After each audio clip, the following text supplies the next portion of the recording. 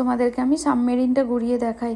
এর আগের একটা ব্লগে আমি তোমাদেরকে বলেছিলাম সাবমেরিনটা দেখাবো, কিন্তু আমি ভুলেই গেছিলাম, আর তার জন্য আমি খুবই দুঃখিত।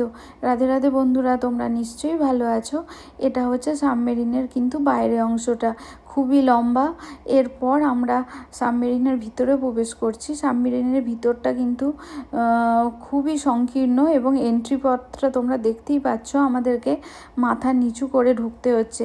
ভিতরটা কিন্তু খুব সুন্দর, একদম সাজানো গোছানো। খাওয়ার টেবিল থেকে শুরু করে, শোয়ার বাংকার থেকে শুরু করে, মেডিকেলের সমস্ত ব্যবস্থা করা আছে। ইভেন আমরা তো ওখানে ডেন্টিস্টের সমস্ত জিনিসপত্র দেখলাম। খুব ভালো লাগছিল সাবমেরিনটা ঘুরতে। কিন্তু এর মধ্যে যেটা প্রবলেম হচ্ছিল সেটা হচ্ছে রাস্তাটা খুবই সংকীর্ণ হওয়ার জন্য একজনের বেশি কিন্তু হাঁটা যাচ্ছিল না, একটু অসুবিধা হচ্ছিল। তবে যাই হোক, ভিতরটা কিন্তু খুবই ভালো লাগছিল। দেখো, তোমরা দেখতেই পাচ্ছ কত সুন্দর টেবিলের উপরে সাজানো আছে। তাই এগুলো দেখেই কিন্তু আমরা মন ভরাচ্ছিলাম, এগুলো দেখেই আমরা খুশি হচ্ছিলাম। আজকের জন্য এটুকুই। তোমরা যদি সাবমেরিন দেখে থাকো আমাকে কিন্তু কমেন্টে জানাতে পারো যে কে কে সাবমেরিন দেখেছো। চলো, ভিডিওটা যদি তোমাদের ভালো লাগে লাইক করো, কমেন্ট করো।